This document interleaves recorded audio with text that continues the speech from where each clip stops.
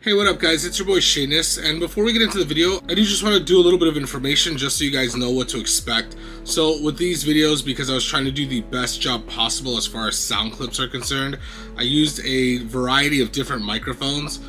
So we did a cold start, we did just normal idle, we did drive-bys both on just automatic, and then of course a hard pull where I'm shifting. The hard pull comes first, and the second pass is going to be basically me just in automatic, just stepping on it, making sure that you kind of get a glimpse of it. I also did, of course, footage from the exact exhaust. And then finally, I did a highway drive so you guys can kind of get what it's going to sound like under highway driving as opposed to normal driving. And then I did get a little bit of like twists and turns. So I will label each part individually just so you guys understand. Now, the reason why I did multiple mic setups is essentially just to get the best possible idea of what it sounds like. So for reference, one of the cold starts we actually did with the onboard microphones for the Sony camera, which is actually really good. The only downside is that it picks up a lot of ambient noise. It's not meant to be like a shotgun mic. So to remedy that, we also did a shot with the Rode little mini shotgun mic right here. This is obviously used by a lot of content creators, so this is pretty common. And then another one that I ended up using was Sony's brand new Vlogger shotgun mic. It looks something like this. This one's new territory. It literally just came out, so hopefully I'm hoping for the best. I'm hoping for a lot of quality out of this as opposed to the norm.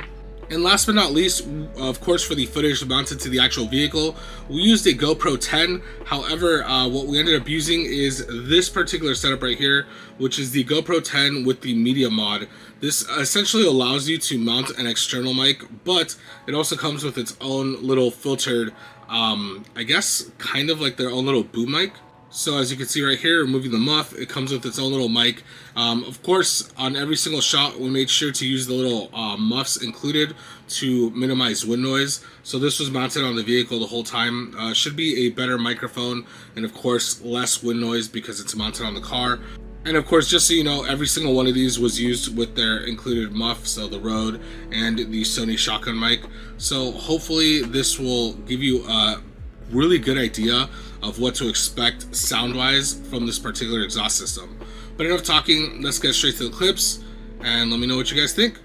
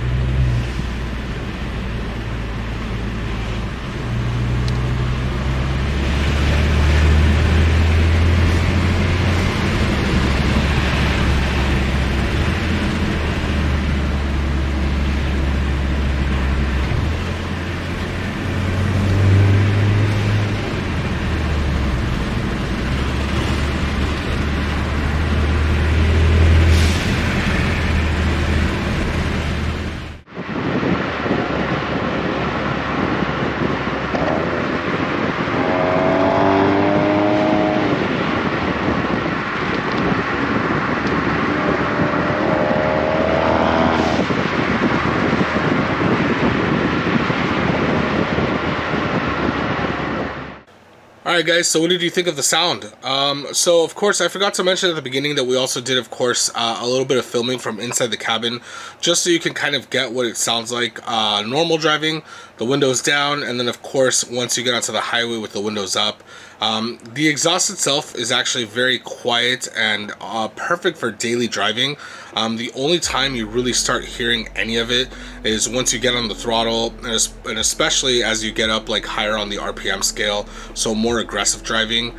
All of these were shot in sport mode. None of these were done in normal. So again, just more aggressive gear ratios and a more aggressive tune profile. So higher boost, things of that nature, higher shift points. Like any exhaust system, it's, you know, it comes with its little flaws here and there. I cannot say that there is absolutely no drone. However, it is the tiniest amount. So essentially, if you're cruising, if you're coasting, so long as there's no load on the vehicle, you won't hear a thing. It is absolutely quiet.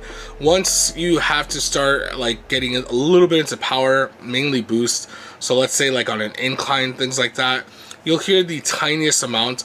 It's not overbearing, and realistically, if you're listening to music, which most of us will be, you won't hear a thing. However, for full transparency, I thought it's something to address for those of you wanting to know. It is so minimal that you won't notice it unless you're driving with absolutely no music. And again, if you're on load, like going up a hill or something like that, then you'll notice it ever so slightly. So for those of you with sensitive ears, I'm just letting you know. Otherwise, there's really nothing to worry about. Number 2, and this is the big exclamation mark, this is a prototype system. This is the only one in existence currently, at least mounted on a vehicle. There's estimations that this particular system will release in October or November of this year, 2022. And hopefully this will be fixed by then. But I'd rather show you, because there's really no other way to go about this, is the mounting of the actual mufflers. So it's a little bit too inward, as you can see in this picture, and really that's my only gripe. There's so much space for the exhaust ports that I really wish they would have done the mufflers a little more centered, or of course a little bit more outward towards the outside of the bumper. Side profile shows that it looks amazing. You'll not notice the difference, and realistically most people probably won't be able to tell unless they're really focused on the way your exhaust looks. However, that OCD side of me just does irk me a little bit when I stare at it too long, because like you could see in the pictures, it is a little too inward. And this is the same for both sides. It's not a one-side issue, so take that for what you will. Again, this is a prototype model. It has been addressed to Borla, this particular gripe. So hopefully they will fix this before the production model and make sure to align the muffler a little bit more. I've personally been underneath the car, and there is decent enough amount of room to be able to move the actual muffler itself a little bit more outward. So I don't think it is an issue about space. However, I will find out in the future, because it bothers me enough that I believe that I will probably have to go to a muffler shop to have like an extension welded on both sides, and of course the exhaust hangers remounted to make sure that it's nice, supported, and centered. So that's really the only 2 complaints that I have about the system. Other than that, I love the sound quality. I love that it's not overbearing. I love that it's not insanely loud. However, once you get on it and when you want it to be loud, it'll be there. The last little tidbit is just construction wise. So this was actually a 4-piece system at the time of install. They did install a very long resonator, of course, probably for sound profile, and then of course the mufflers themselves. So it is essentially that midsection piece, the Y pipe that goes to the actual muffler cans, and then of course the 2 mufflers that are on hangers going out the back. So 4-piece kit should be rather straightforward to install once it comes out. So before we leave this video, I wanted to give a huge shout out to Dan Wynn, who essentially gave me the opportunity to get my hands on this particular item. As you all very well know, he was the only Sonata N Line that actually had this exhaust system at the time. His was the prototype vehicle that they used to make the exhaust system. The reason why it's in my possession now is he's moved on to bigger and arguably better things. He traded in for something smaller. He needed a compact, so he now has a beautiful Elantra N. So shout out and congrats to him. And thanks to that, of course, the exhaust is now on my vehicle for the time being, the only one. But like I said, it's estimated that it'll be out in the next few months. So crossing my fingers for those of you looking forward to it. Finally starting to see more parts trickle out for the N Line. And of course, hopefully this will be a slightly more affordable option. It is Borla, so I definitely believe that it'll be probably within the $1,000 to $1,600 range. And again, while it sounds expensive, like I mentioned on a prior video, as the quality of the car increases along with the cost of the vehicle, so do the parts. So of course, you're not going to get a higher end car still expecting to pay the $500 and $600 price of a Catback exhaust from a Honda or a Veloster, so to speak. So again, unfortunately, you have to pay to play. But let me know what you guys think of the sound. Let me know what you think of the possibility of the price. And is this something you're looking forward to? Is there anything I missed that you'd like me to address? Let me know in the comments down below. You guys know that I'm really active about that stuff, so I'll do my best to answer any and all questions. But guys, as usual, that leaves me to wrap this up. Thank you for all the love and support. Keep doing you, and I'll see you guys in the next video. Bye.